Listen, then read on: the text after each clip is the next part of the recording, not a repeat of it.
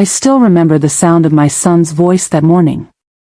It was steady, almost too steady. He stood in the doorway of my small bedroom, hands inside his pockets, eyes avoiding mine. And then he said the sentence that changed everything in my life. "Mom, pack your bags. You're moving out today.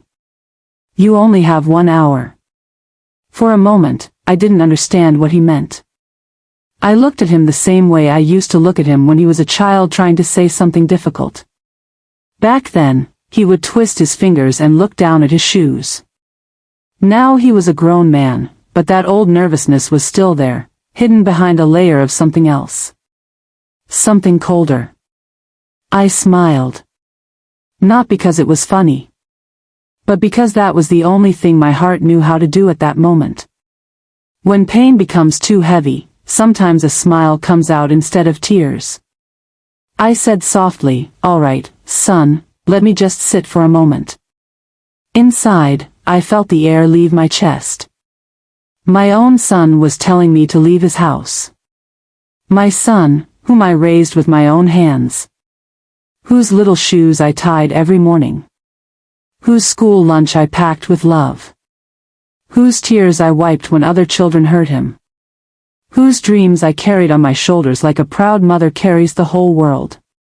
But that morning, it felt like none of it mattered anymore. The house was silent. I could hear the faint ticking of the wall clock. I could hear my own heartbeat, slow and heavy. Even the sunlight coming through the curtains looked different, like it didn't want to touch me. My son walked away after saying those words. He didn't explain. He didn't look back. I heard him speaking quietly with his wife in the hallway. I couldn't hear the words, only the tone.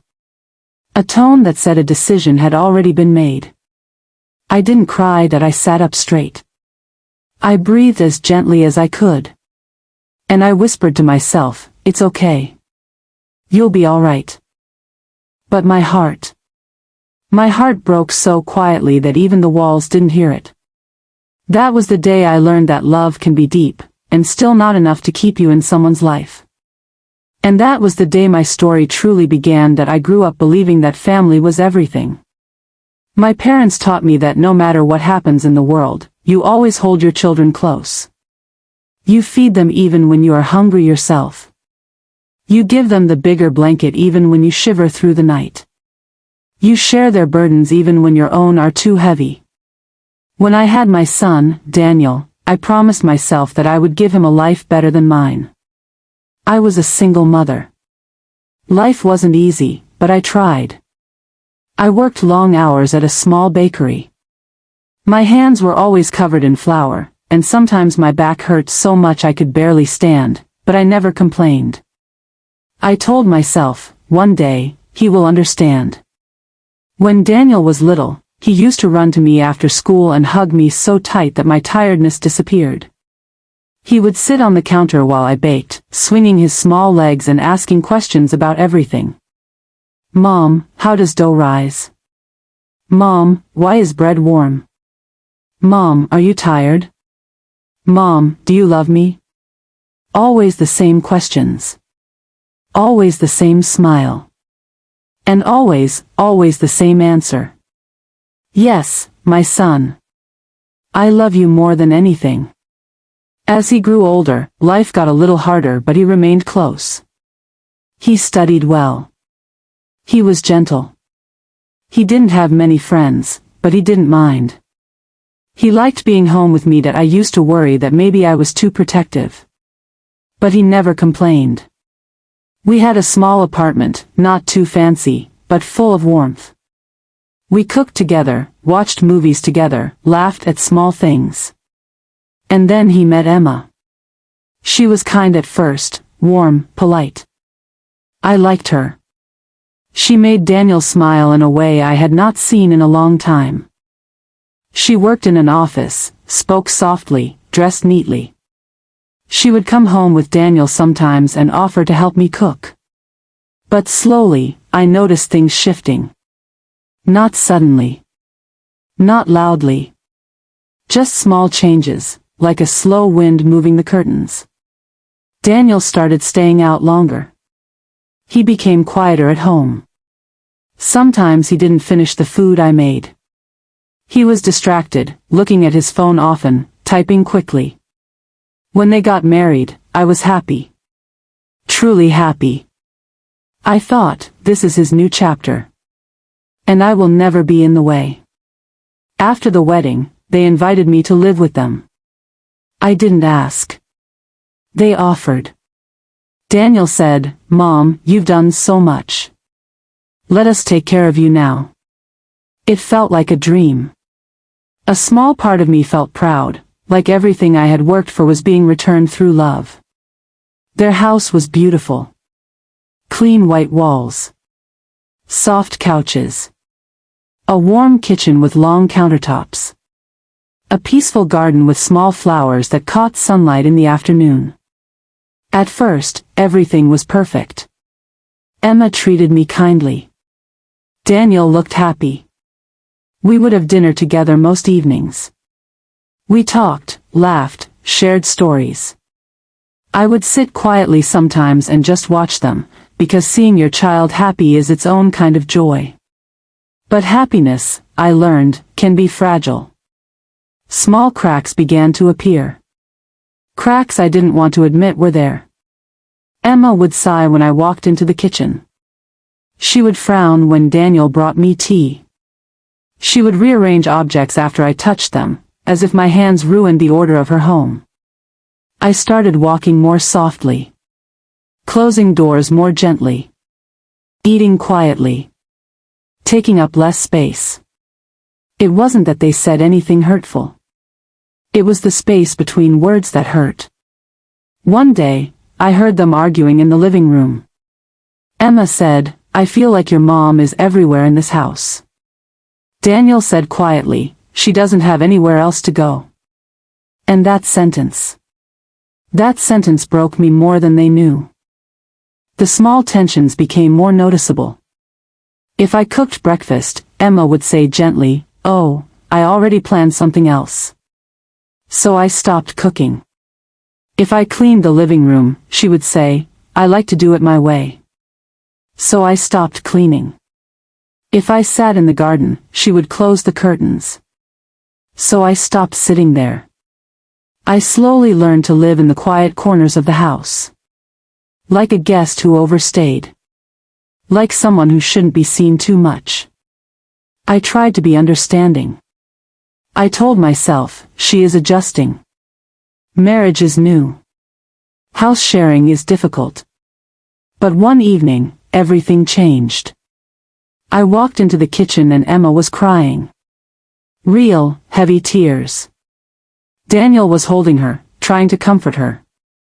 When he saw me, his expression was unreadable. Emma wiped her eyes and whispered, "I feel like I don't have my own home anymore." My heart dropped. Daniel looked at me, apologetic but firm. He said, "Mom, maybe you could give us more space." I nodded. Of course. Space. I understood space. I started staying in my room more. I went for long walks to stay out of the house. I ate quietly, often after they had finished. But the distance between us grew wider. And the silence grew heavier. One morning, I was making tea when Emma entered the kitchen. She didn't smile. She didn't greet me. Instead, she said something so simple, yet so sharp. "I think it's time you consider other living arrangements." I froze. The teacup in my hand trembled. I looked at her, trying to read her face. She was calm, too calm. I whispered, "Did I do something wrong?" She looked away. "That's not the point. We just need our own life." I nodded slowly. My hands felt cold. I went to my room and sat on the bed. I stared at my old suitcase tucked under the table. I hadn't opened it since moving in. That afternoon, I overheard them talking again. Emma said softly, "We have to tell her soon. It's not fair to keep waiting." Daniel sighed. "I know. I'll talk to her. The turning point was simple. Quiet. Like everything else that led up to it. It was a Sunday morning, warm and bright. The house smelled of fresh coffee. Birds were singing outside the window. But inside the house, something felt different. Daniel knocked on my door gently. "Mom, can we talk?" I smiled and said yes. He stepped in, took a deep breath, and sat beside me on the bed. He looked tired. Older. Worn out in ways I didn't understand. "Mom. Emma and I have decided something." My heart tightened. But I tried to stay calm. "We think it's best if you move out." He said it softly. As if softness could reduce the pain. I looked at him, my son, the baby I once held in my arms, the child who once cried when he couldn't find me in a room. I asked quietly, "When?" He didn't look at me. "Today." For a few seconds, I couldn't breathe. "Today. So soon. So sudden." He continued, "We love you. But the house is small. We need privacy. Emma is stressed. It's affecting our marriage." I nodded slowly. Marriage. Privacy. Stress. All reasonable words. He stood and added, "You have an hour. I'll help you pack." And then, he left the room. I sat there in silence. 1 hour. Just one. I looked around the room. My folded clothes. My slippers near the bed. The small photo frame of Daniel as a child. None of it felt like mine anymore. My hands moved slowly as I opened the closet. I placed each item in my suitcase very gently, as if packing too quickly would break my heart more. At one point, I sat on the edge of the bed and whispered, "It's okay. You can do this." My eyes filled with tears, but I didn't let them fall. When I finished packing, I walked to the living room. Daniel was there, standing awkwardly near the door. Emma stood behind him, arms crossed but her face expressionless. I smiled at both of them. The turning point was simple. Quiet. Like everything else that led up to it. It was a Sunday morning, warm and bright. The house smelled of fresh coffee. Birds were singing outside the window. But inside the house, something felt different. Daniel knocked on my door gently. "Mom, can we talk?" I smiled and said yes. He stepped in, took a deep breath, and sat beside me on the bed. He looked tired. Older. Worn out in ways I didn't understand. "Mom. Emma and I have decided something." My heart tightened. But I tried to stay calm. "We think it's best if you move out." He said it softly. As if softness could reduce the pain.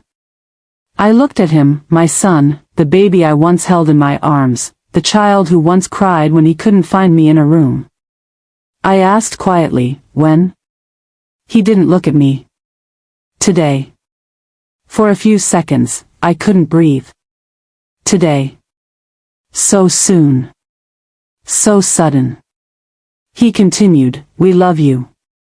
But the house is small. We need privacy.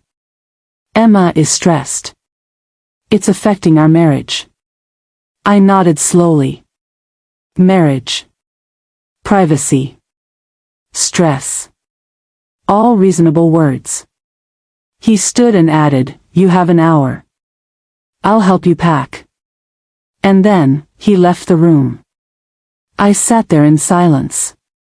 1 hour. Just one. I looked around the room. My folded clothes.